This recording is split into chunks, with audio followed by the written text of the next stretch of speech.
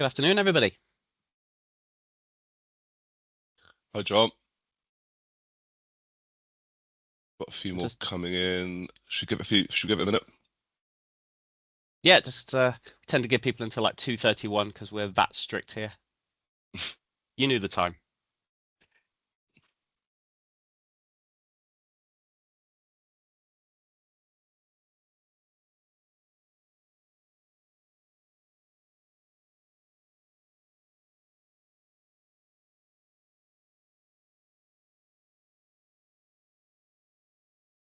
That was a very quick minute, Greg. It's 2:31 already, so I'm going to let you do your introductions.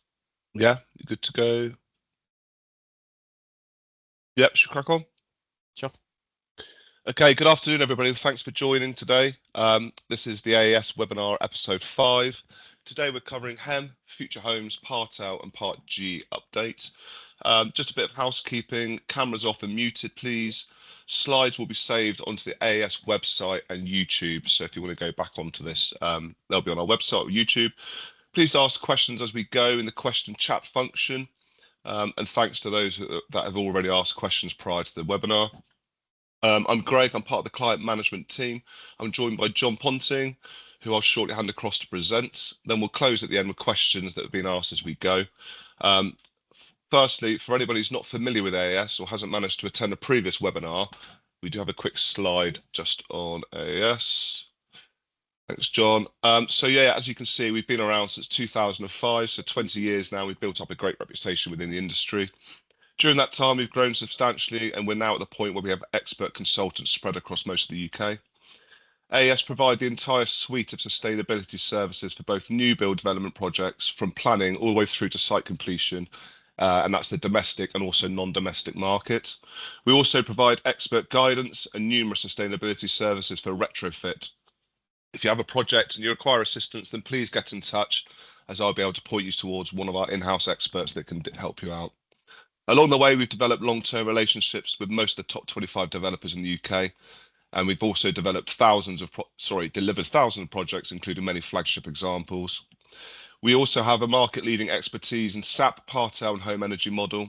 We have colleagues such as Jon Ponting currently working with the government on the incoming regulations. We've picked up numerous awards along the way, including BRE BREEAM Award, delivering the UK's first BREEAM residential. That was formerly known as the Home Quality Mark. And most recently, we won Product of the Year at the House Builders Award, and that was for our innovative AES Hub and the Picture Evidence app SiteView. Finally, we also have a sister company, AES Compliance and Testing, who have nationwide air, sound, ventilation testing capacity, and we provide more than 25,000 air tests across the year. Over to you, John. Cool. Thank you for that, Greg. I think you've done most of my introduction there for me, but I will just say yes. Welcome, everybody. I'm Jon Ponting. My role at AES is really focusing on the Future Home Standard and looking at the home energy model and understanding how that's going to develop over the next year or so.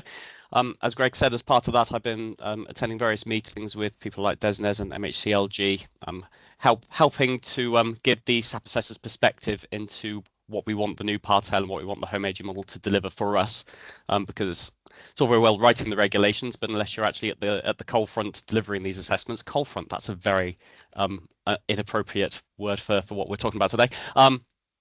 Unless you're actually doing it day to day, then you can understand why the policy writers want a bit of feedback from people like myself. And as part of that, I have been playing with a beta version of the HEM calculation tool, just seeing how it works and just seeing how it feels and what the usability of it is. It's still not quite ready for launch, but anyway, I've got a few slides which I will talk about that. So let's not get ahead of ourselves. The first thing I'm going to say today is, as you may have seen in that opening slide, we're kind of covering aspects for different parts of the UK for the devolved nations. And you'll see there's quite a lot of difference in what's happening, which is unusual. But it's always worth keeping an eye on what's happening in other parts of the UK, because if something works very well, then it tends to be adopted elsewhere. So it's always interesting for me to see what's been discussed across the UK. Let's start though with the home energy model and where we are with that. What's the latest news? Basically, up until recently, HEM has always just been a proposal, and it's never been set in stone to say yes, we're definitely going to be using HEM. And so what the UK government has now done just in the last couple of weeks, they released a response to a previous consultation to say, yes, we are definitely going to roll out the home energy model, and we are definitely going to replace SAP when Part L changes next year. Now, it's not going to be a cold turkey approach. We're not just going to switch SAP off. If you were in our previous webinars, you will have seen this idea of SAP 10.3. So when Part L changes, we're going to have two approaches to delivering compliance. So the home energy model will be there, but it's probably not going to be ready for use from day one. So we're going to have SAP 10.3, which will act as a transitional stage. So that will be in place until HEM's properly ready and good to go. Now, just to clarify, SAP 10.3 is going to be an updated version of the current SAP. So we're currently using SAP 10.2, which we use for the current version of Part L. So SAP 10.3 will be pretty much the same, but it will measure against the Future Home Standard notional calculation. So in theory, if you're looking at SAP 10.3 and HEM, if a house passes in one, it should also pass in the other. That's the theory. Proof will be in the pudding on that one. Just to describe the visualizations on the side there, because I know I've been talking about HEM for a couple of years now. And it probably feels like it's just something that gets talked about, and there's been very little release or publication about what it's actually looking like. So there's a little comparison for you there with those two images. About 18 months ago, HEM was just a string of Python code. Now, I'm not a Python expert. I can't read Python. I didn't have a clue what it was talking about. It took a lot of late nights just to try and read through and understand what HEM was getting at and how you get it to work. Fast forward to today, and we've now got an area on the GovUK website which looks nicer. It's far more user-friendly. So it is being developed, even if you're not seeing it day to day, that things are happening daily in the world of HEM, which is improving the calculation method, and it's so close to being launched, I hope. In terms of the Future Home Standard, just to recap on that, because again, we were hoping for some more news to be released. It's not quite come out yet, but there are some things that we know will definitely be happening when the Future Home Standard is published. So we do know that on-site generation will be mandatory for all new buildings. There will be some exemptions, but generally speaking, the vast majority of houses will require PV panels. Heating systems cannot rely on fossil fuels anymore. So by far the majority of homes will require heat pumps to be Future Home Standard compliant. There will be some instances, again, there will be some exceptions where maybe panel heaters or hot water heat pumps will work as alternatives, and also heat pump led district heat networks as well. But we need to get away from this idea that, can we get a gas boiler to work in Future Home Standard? Because from where we're sitting at the moment, the answer is just a definitive no, cannot use those moving forward. And in terms of fabric is still a bit of an unknown to us. The government's really not given us any juicy gossip on how they're going to change the fabric. We don't think it's going to change much compared to the current standard, but there is an expectation that homes built to the Future Home Standard will never need to be retrofitted to improve the fabric standards. They will be built in such a way that it will never be worth the effort of going back in to add more installations. So that does suggest that there may be some tweaks to improve the fabric slightly, but that is still a bit of an unknown to us. I put this timeframes slide in every time, and I change it every time, and this month is no exception. But I have put a definitive date in there now. So before December the 18th, the UK government has committed to publish the full response to the Future Home Standard and the non-domestic future building standard. We will have all of the finalised text for Part L. We will have SAP 10.3, and we will have access to the finalised home energy model. December 18th is the final day of Parliament, and that's why we've said that date. That's what the government has committed to. It could all come out tomorrow. It's more likely to be December 17th or sometime around then. Starting to take sweepstakes with some people on LinkedIn just on the exact date that's all going to drop. Hopefully it doesn't all drop on one day. Hopefully it's going to be spaced out over a few weeks, just so we've got time to read it and understand it and digest. But anyway, that is the big date that we're saying. Certainly by Christmas, we're going to have all the information we ever dreamt of. Moving forward into next year, towards the second half of next year, 2026, will be when all of this, all these regulations go live. Now, we're hopeful for a 12-month familiarization period, just because we're expecting so many changes in this new Part L. we really don't think 6 months will give us enough time, although it is still possible that the government will say you've got 6 months to read this, understand it, redevelop, redesign all your houses, get your software up to speed. Let's hope it's going to be 12 months, which would take us to the end of 2026 before we have to apply this to any new sites. We then have another date, which we're expecting to be the end of 2027, certainly the second half of 2027. And this is when any unstarted plot on any existing development anywhere in England will need to be redesigned to meet the Future Home Standard. Now, we have transitional arrangements for the most recent version of Part L, where you had to upgrade plots that weren't started from 2012 regs up to 2021. What's changing with this is that it's going to encapsulate all historic sites as well. So if there are any sites out there running Part L 2010 or Part L 2006, they got their submissions in years and years ago and just been building really slowly, all of those sites are going to be swept up. So any plot on any site from the end of 2027 will need to be uplifted to Future Home Standard if it hasn't been started on site by whatever date is set. And as part of the announcements before December 18th, we will have the time frame, so we'll know exactly what dates to expect for these different hurdles to cross. Oh, I'm just going to leave that image on there. This is the only time I use AI is to draw builders in silly situations. Right, Part G. We don't talk about that often. I think it often gets overlooked. But there is a requirement through approved document Part G that we have to design homes to meet certain water use targets. It hasn't changed for years. So DEFRA, just in the last month, has launched a consultation to change approved document Part G to further reduce water targets for the design of new homes. So at the moment, a new home can be designed to use 125 litres of water per person per day. Unless you're in a drought-prone area, then it drops to 110. What they're proposing is to reduce these targets down to 105 as standard or 100 litres in drought-prone areas. As part of this consultation, they're also talking about updating the calculation tool that we use to work out how much water is being used. That calculation tool hasn't been updated for about 20 years. It was written for the Code for Sustainable Homes, if you can remember that, and it's not changed since. So there's going to be an overhaul of the calculation tool. They're still going to allow what's called the fittings approach. So instead of using the calculator, a developer will just commit to certain size bathtubs or certain size flow rates on taps. In fact, that is the preferred approach of the government, to say builders should use the fittings approach rather than the calculation approach. But both routes are perfectly allowable. That final point on there, I thought it was worth putting in. There's no plans yet to mandate rainwater harvesting, because this has been talked about, and it is mentioned in the consultation that potentially future versions of Part G could look at mandating things like rainwater harvesting. But at the moment, it's an added extra. If you want to do it, you can. That will improve the water use for building, but there's no obligation to do so. Okay, so that's a roundup of what's happening in England.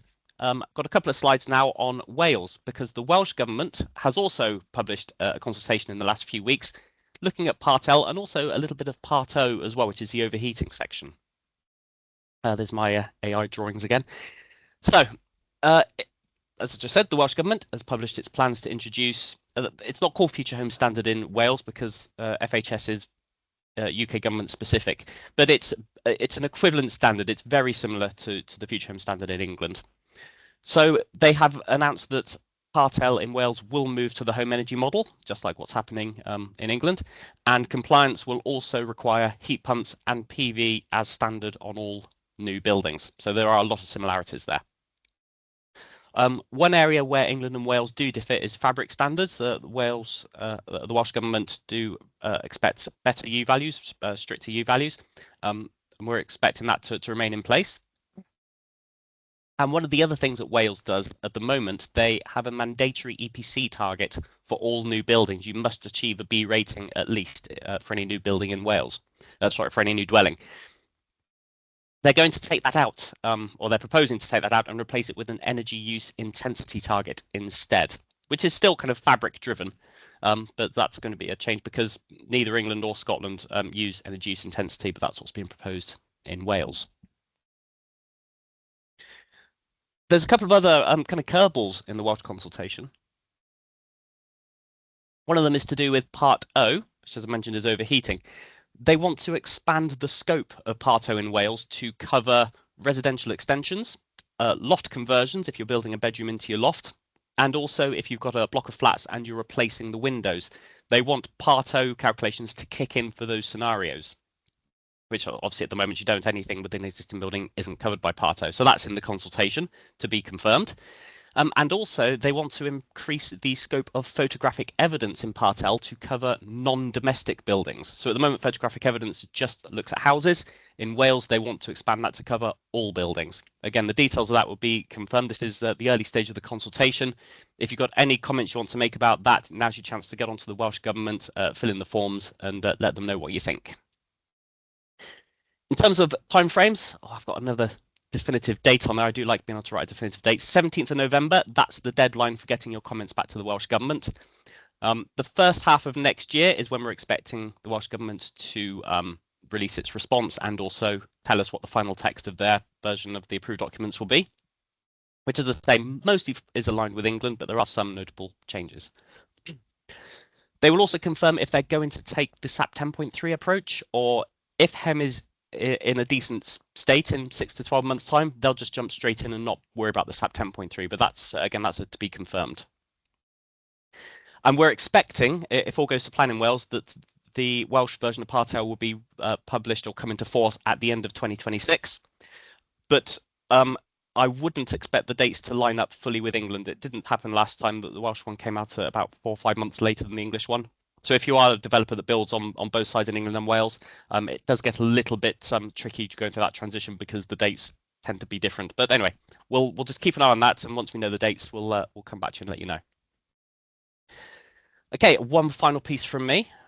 Time-wise, 4 minutes, perfect. Okay, in Scotland, they've just released quite a striking announcement about EPC reform. Now, we knew EPC reform was coming, and with the home energy model being officially brought in to replace SAP, we know that it's going to be able to give us far more information, which means it's a perfect time to reform the EPC. England and Wales haven't yet confirmed exactly how they're going to reform the EPC, but the Scottish Government has, and that's a really kind of insightful thing for us, because we would expect the EPC to be pretty much standard across the UK. It would be we'd have missed a trick if we had 3 very different looking EPCs in England, Wales and Scotland. So this is what the Scottish Government has said that the EPC is going to look like from next year, from the end of 2026. October 2026 is the deadline. I think it's the 31st. It's the very end of October. What they are saying is that HEM-based EPCs will be required for every new domestic rental or sale. SAP-based EPCs, which is what we have now, will not be allowed. So that just gives us a 12-month window in Scotland to transition to HEM, which is why I say it's quite a brave approach they're taking there. As mentioned, England and Wales will be announcing EPC reform plans soon, but Scotland has been the first one to jump. It's quite a substantial line, that middle one there, given that how many house sales and rentals you have in Scotland. I don't have the number off the top of my head, but it's going to be a big number. To all of a sudden say all of these EPCs done under SAP are no longer valid, you need to have it redone in HEM. That is going to be there's going to be a heavy shift for assessors in Scotland to get all the EPCs updated. You would have noticed on that diagram there were 3. Let's jump back. There are. It's not just a single A to G rating. There are 3 on there, and that's what we're expecting to see in the other EPC reforms as well. We're coming away from the single A to G metric. In the Scottish one, they've confirmed they're going to have 3 key metrics. The first one is called the heat retention rating, which again, it's A to G rating, but it's looking at fabric heat loss. So the best insulated homes will have an A rating, and we'd expect all new builds to get A or B. So this is going to really clearly indicate which homes are not insulated, therefore which homes you should focus to have insulation retrofitted, whether that be loft insulation or wall insulation. It'll be far more clearer compared to the current EPC, which doesn't show that unless you really read down into the small print lower down. The second metric on the new EPC is energy cost rating, which is pretty much what the current EPC does. So A-rated homes will be considered to be those which are the cheapest to heat. Now, the home energy model will improve the accuracy of the energy performance certificate. We don't yet know, but we may be allowed to look at things like smart energy tariffs and load shifting. We could also step away from the official EPC to create kind of a smart bespoke EPC where you've still got your official rating, but you could say, well, actually, there's only one person living in this house, but it's a massive 5 bedroom, and then you can change the occupancy or you can change your tariff, and you can see how changing tariffs, for example, could affect the EPC. All of that's kind of bundled into that. It's still a bit of an unknown entity as to quite what that means or how we do it, but it's something that's definitely on our radar. The third metric on the EPC, the heating system rating, this just looks at the fuel of the heating system, so how your heating is provided and how efficient it is. What we're expecting with this is that heat pumps will pretty much all be A rated. Electric panel heaters and infrared heaters would be B, and the further down the list you go, the dirtier the fuel. So gas boilers we'd probably expect to be in the D to E's, and then oil and coal would be F's to G's. So those three metrics combined will encourage us, first off, to ensure homes in Scotland are well insulated, that the heating system rating will encourage us to come away from fossil fuel heating system in favour of electric. So it's a much more dynamic approach to have these separate ratings, so you can actually focus on what the house actually needs rather than the single EPC rating that we currently have. And as I say, this only applies in Scotland at the moment, but keep your eyes out because England and Wales aren't far away from launching their EPC reform ideas. So got to watch the space for that one. Final slide from me. Just next steps, because I've thrown a lot of information at you there. There's been a lot of consultations flying around, a lot of things, some things confirmed, some things still to be confirmed. But we are expecting over the next 6 to 8 weeks a lot of information to be confirmed regarding the Future Home Standard in England. So when all that information is published, we will begin to roll out compliant checks, initially using SAP 10.3. And I'm saying that because modeling a house in SAP 10.3 will be easier than jumping straight into HEM. So we just want to, once we've understood what the Future Home Standard actually means, we will initially roll that out in SAP 10.3. HEM will obviously follow, but HEM is still a work in progress, and we want to be confident that it's giving the right figures before we start modeling every single house under it. Now, there are some building sites that are currently going through the planning process, and some of those are expected to fall into the Future Home Standard, so they're not expecting to start on site until the end of 2026. And at the moment, our energy strategies are really based on predictions, based on what I've told you there about what we think the Future Home Standard will be. So one of the things which will be for our next steps, once we've got all the details about the new Part L, we'll be able to update developers, update energy statements, put more accurate targets in, and actually know them precisely. Once we know the timeframes, we'll be able to know which houses are scheduled to start before and which ones are scheduled to start after. There's a lot of confusion at the moment going through the planning system about what specification we actually need, so there'll be a lot of clarity coming out there. So all in all, the next couple of months are going to be very busy, certainly when we get our announcements out. It feels like we're in a lull before the storm of announcements. But anyway, New Year's looking exciting. Exciting, is that the right word? Busy. Busy can be exciting. We will have a webinar next month for November. Not sure on the details yet. I'm kind of waiting to see if there are any more big announcements based on anything I've discussed today. But either way, we'll have a webinar next week. Details to be confirmed. Okay, I'm going to hand back over to Greg, who's been keeping an eye out for any questions that have been coming through. And I'm going to take a sip of tea. Great. Thank you, John. Thank you for that. Yeah, we had a couple of questions. So first one, John, when you're ready. If SAP 10.3 and HEM are both used, will they give the same results? No, but they should both comply. So SAP 10.3 and HEM, as we've said previously, are very different beasts in terms of calculation. They're looking at the same things, but looking at them in very different ways. So the actual numbers that we get out of them will be very different. However, they are both using the same notional Future Home Standard specification. So they're both comparing your house against the same notional house. So the theory dictates that if a SAP passes by 2%, it will pass in HEM by 2%. But as I say, that's the theory. There shouldn't be too much discrepancy between them, which then kind of raises the question, why are we bothering moving to HEM instead of SAP? And that's just because HEM gives us this extra flexibility, this extra accuracy. PVs and heat pumps will be more accurate. All right, got a bit of a tickle. Yeah, Hem will be able to. Hem will. Oh dear, my voice is going. I've talked too Blimey. much. Maybe another question, Greg. Yeah, so we've got another one here. Where are we? Are we expecting much change for non-domestic partel? Sorry, Greg, I missed that. I was coughing. Very Yeah, unprofessional. sorry, John. Are we expecting much change for non-domestic partel? Um, Not massively. Now they are very similar to the Future Home Standard, really. So they want to change the notional away from gas boiler, move it over to heat pumps, and they do want to increase the notional PV. Um, I think we should expect there to be mandatory PV, just like we're seeing on the Future Home Standard.